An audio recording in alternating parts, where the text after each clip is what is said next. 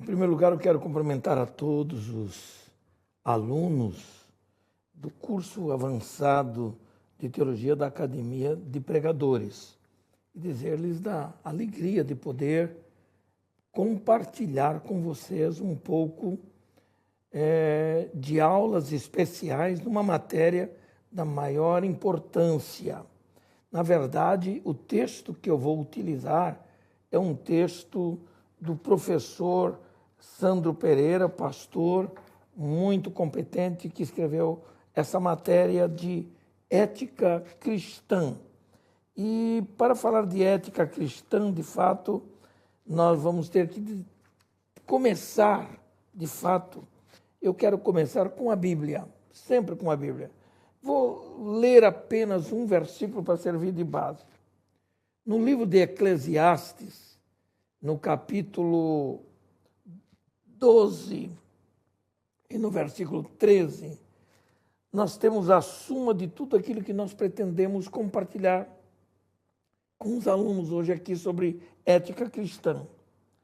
Diz assim o texto de Eclesiastes 12, 13. De tudo que se tem ouvido, o fim é: teme a Deus e guarda os seus mandamentos, porque este é o dever de todo homem. Naturalmente, nós vamos compartilhar com todos os alunos aqui aulas muito especiais no campo dessa ciência riquíssima, extremamente importante e necessária para o conhecimento daqueles que pregam e ensinam a palavra de Deus. Em essência, quando a gente fala de ética, nós queremos de fato entender o que é certo e o que é errado.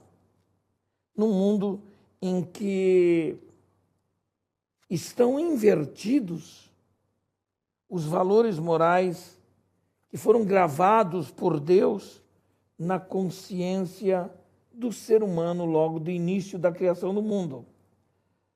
Ao mesmo tempo, matéria que está exarada ou apresentada no livro do Senhor, a Bíblia Sagrada. Isso não é tarefa fácil.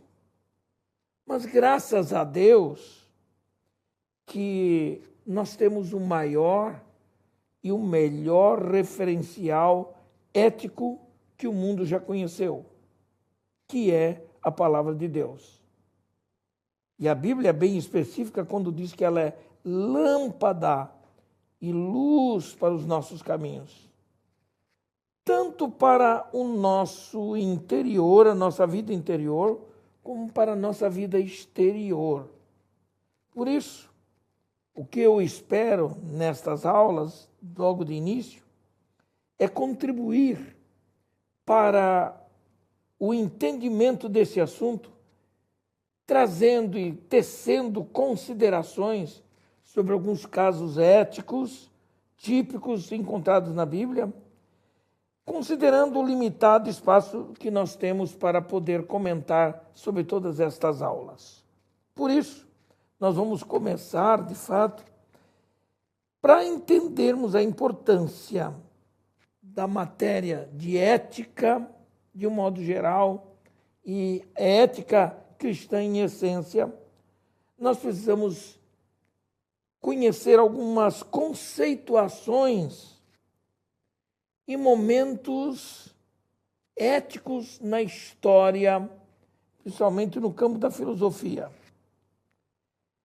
Obrigatoriamente temos que nos voltar para a Grécia Antiga, onde temos as chamadas, o que eu chamo de conceituações éticas, e a própria ética no mundo de então. E antes de estudarmos esta matéria propriamente dita, nós temos que entender essas conceituações que nos ajudam, de fato, a saber o que ela é, quais são as suas implicações, como é que ela se desenvolve ou se desenvolveu durante a história da humanidade. Especialmente na história depois que surgiu a ética na Grécia Antiga. Por isso, nesta primeira unidade do nosso estudo, nós veremos algumas conceituações de ética, mostrando a todos vocês de que ética e moral se diferenciam e, ao mesmo tempo, elas se relacionam. Por isso, nós vamos ter pelo menos 2 importantes momentos de reflexão ética na cultura ocidental, que é muito importante para a gente saber, porque serve de base para o entendimento global. Em primeiro lugar, nós queremos abordar o surgimento da reflexão ética no contexto da Grécia Antiga, com aqueles filósofos clássicos, famosos, que todos nós conhecemos, que depois nós citaremos os seus nomes, para depois podermos ver como é que se deram, como eles surgiram os estudos éticos no contexto da Idade Média. Vamos começar por aqui. Vamos começar com conceituações éticas. Em todo estudo sério, se faz necessário conceituar um termo ou conceituar os vários termos que se está estudando, por exemplo. Por isso, a primeira coisa que nós queremos é conceituar esta distinção entre ética e moral, essas 2 palavras. E nós vamos aprender logo de início que esses 2 termos, ética e moral, estão ligados no nosso estudo. E é bom que um pregador, um ensinador, um estudioso da palavra de Deus aprenda a fazer essas diferenças. E para a gente compreender de fato tudo isso, precisamos ir para a etimologia das palavras, que envolve de fato a história da criação da palavra. Estudar a etimologia significa observar a história das palavras visando descobrir o significado que essas palavras tinham no contexto em que elas surgiram e quais os outros significados tais palavras adquiriram com o passar do tempo. Nós vamos perceber uma evolução cultural, intelectual e filosófica dessas palavras, ética e moral. Começando por ética, por exemplo, nós vamos saber que na sua etimologia, a palavra ética vem do grego ethos, que no contexto grego significa costume, ou significa uma maneira habitual de fazer alguma coisa. Entretanto, a palavra moral, ela vem do latim mos. Começa pelo prefixo da palavra moral, mos ou mores. Isso pode ser traduzido como sendo normas, comportamentos que se esperam das pessoas de uma determinada sociedade. Muito bem. Já vimos a etimologia de ética e de moral. Precisamos entender também a relação que essas palavras mantêm entre si. No contexto geral, ética e moral são utilizadas geralmente como sinônimas. Ou seja, como se determinassem uma só coisa. Inclusive, não é difícil encontrar determinados autores de filosofia e mesmo de teologia utilizando essas 2 palavras de uma forma intercalada, misturando de fato os significados. Contudo, apesar desses 2 termos caminharem juntos, ética e moral, quando a gente estuda mais aprofundadamente, podemos notar que cada um desses termos, elas têm uma definição mais específica E quando a gente estuda a palavra na teologia por a sua noção específica, isso vem nos ajudar a compreender melhor o complexo campo dos estudos éticos. A ética, por exemplo, ela pode ser vista como ciência, ou pode ser vista como campo de estudo filosófico, que faz da moral o seu objeto constante de estudo. E me permitam dizer isso a vocês, que não é de hoje, que o homem faz de seus comportamentos um objeto de pesquisa. Já na Grécia Antiga, havia o interesse de saber a melhor maneira de viver no mundo. O que fazer e o que não fazer para que a sociedade como um todo se tornasse melhor. Por outro lado, a moral é um termo que está mais ligado ao dia a dia de uma sociedade. E sociedade diz respeito à reunião de uma nação, de um povo, de uma raça em torno dos mesmos princípios.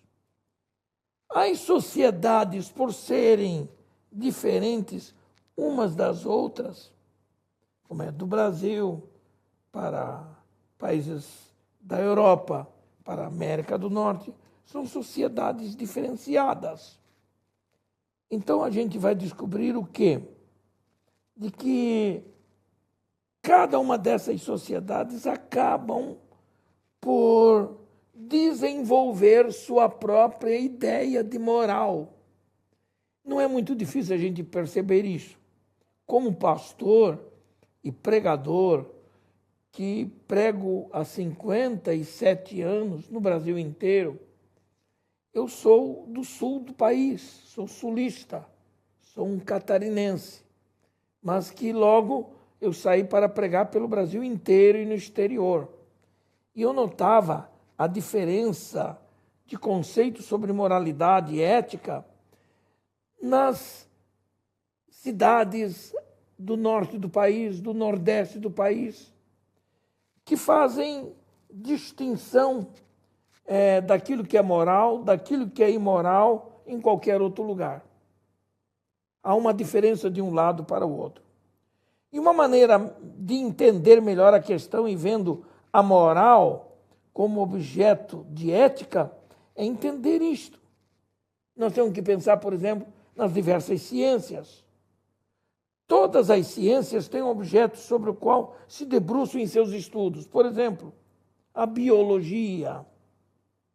A biologia, por exemplo, é uma ciência que faz da vida seu objeto de pesquisa, porque estuda a vida humana, a vida animal, a vida vegetal, etc. Outro termo, outra ciência, é o que nós chamamos de sociologia. E a sociologia é aquela que estuda os elementos de uma sociedade, ou seja, estuda, acima de tudo, o ser humano. Mas ela volta-se mais especificamente em sociologia para a maneira como uma pessoa, o ser humano, se relaciona com as outras. Geralmente a sociologia quer saber como é que o ser humano se socializa, como é que ele convive com os seus semelhantes. A teologia é outra ciência. E a teologia tem como objeto o quê? O estudo sobre Deus. A própria palavra teologia é a junção de duas palavras, theos e logos. Logos, que é o sufixo da palavra teologia, de logia, da ideia de estudo, da ideia de tratado. E theos, na língua grega, sugere o nome do próprio Deus, estudo sobre Deus. Ou seja, a teologia tem como objeto o quê? O conhecimento sobre Deus. E esse conhecimento, sem dúvida, revelado de maneira geral e de maneira especial especialmente para nós cristãos, na Bíblia Sagrada. A outra ciência, por fim, que nós estamos tratando mais aqui diretamente, é a ética. A ética é uma ciência que quer saber como é que o homem age, ou como é que ele deixa de agir. E isso está relacionado especialmente com o campo moral. Então, o que é que nós descobrimos aqui? Nós já vimos que ética e moral, etimologicamente falando, são termos que estão muito próximos um do outro e dizem respeito a coisas como costume, modo de ser, maneira de agir, etc. Por isso, quando estudamos ética, sabemos que ética pode ser entendida como o campo do saber que estuda os costumes, que estuda os modos de ser de uma pessoa, as maneiras de agir de uma maneira também muito mais filosófica. Em outras palavras, muito mais no campo das reflexões teóricas. Já o termo moral pode ser definida, essa palavra, esse termo, como um objeto sobre o qual a ética se debruça para estudar. Por isso, moral está relacionada, então, com as questões mais práticas e mais concretas. E isso é muito importante a gente saber. Muito bem. Então, nos perguntamos, será que é possível apontar para um momento quando se iniciaram as reflexões éticas na história do mundo, na sociologia? Em uma das obras, o filósofo e escritor Aristóteles, da Grécia, ele deu os créditos a um outro filósofo muito famoso, chamado Sócrates, porque Sócrates fez trabalhar com a ideia da reflexão ética, porque de acordo com ele, de acordo com principalmente Aristóteles, Sócrates foi o primeiro homem, o primeiro filósofo que fez perguntas sobre o que eles chamavam, e nós chamamos também de virtudes éticas. E mais que isto, ele buscou as virtudes éticas definições um pouco maiores, mais gerais. E dessa forma, eis o início da história das reflexões éticas entre os gregos. E, de fato, é na Grécia que surge a reflexão filosófica, especificamente com Sócrates, a reflexão ética como parte integrante da filosofia grega. Você ouve tudo isso aí sobre filosofia grega, sobre Sócrates, sobre Aristóteles e sobre Nicômaco, que era filho de Aristóteles, e você fica se perguntando como entender toda essa evolução do pensamento ético na cabeça desses homens. É interessante que na obra de ética, o filósofo, especialmente Aristóteles e Nicômaco, seu filho, defendem a virtude ética.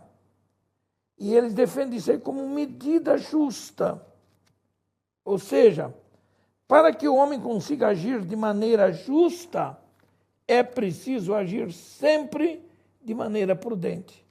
Somente assim é possível, por fim, alcançar um estado de prazer e de alegria que só a ética pode dar. Por isso, para terminar essa primeira aula, notem então que o interesse pelas questões éticas e morais não é algo novo. Algumas pessoas podem ser levadas a pensar que é somente para as sociedades de hoje. Não. Nós vamos ver depois, a seguir, vários modelos éticos, como ética grega, ética de salvação, ética social, ética kantiana e ética de responsabilidade.